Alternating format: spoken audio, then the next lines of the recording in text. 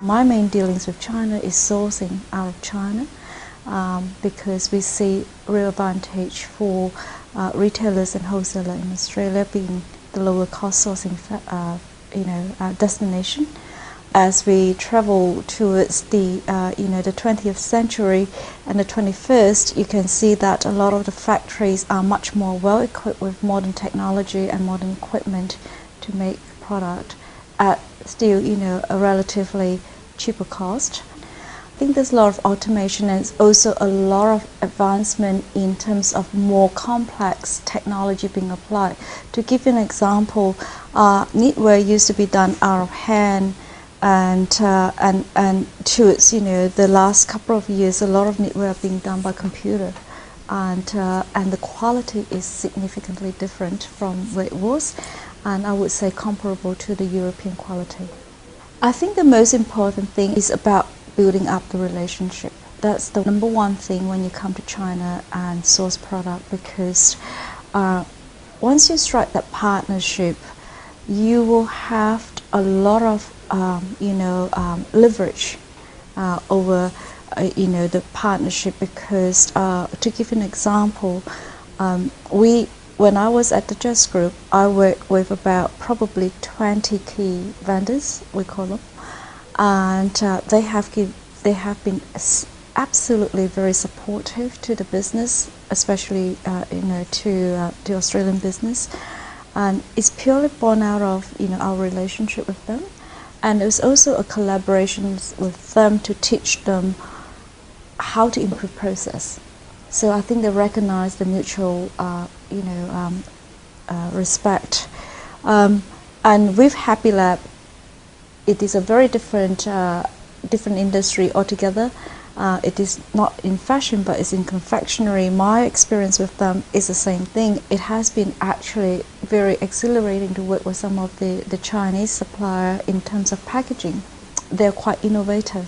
The fact that in Happy Lab we have test tubes of jelly beans and conical flasks of dragée from France, it is hilarious. But that's just how we could actually come up with together what is the right packaging for the business. The key ingredient of keeping and maintaining the relationship is about respect, is about clear communication, and open one too, and being honest about what you feel. And sometimes I find that is the success factor that leads to a good relationship. I'm sure there are times when you hit some issues, but it is your tenacity to be able to work with them and also understand the culture.